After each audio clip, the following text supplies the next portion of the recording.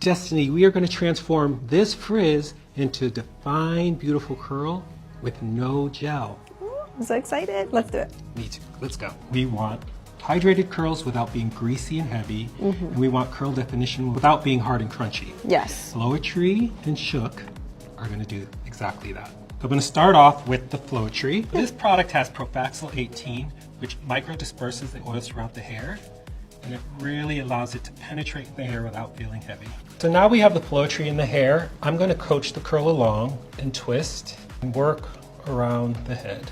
Next step to these beautiful curls is Shook.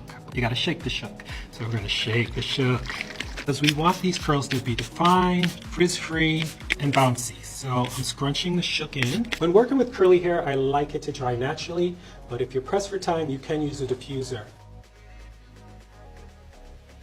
Destiny, can you believe we got these curls with no gel?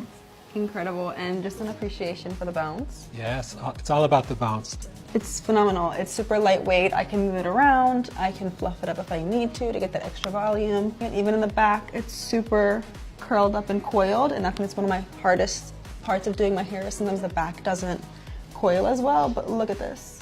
It's perfect. It's perfect. It's amazing. Couldn't get any better.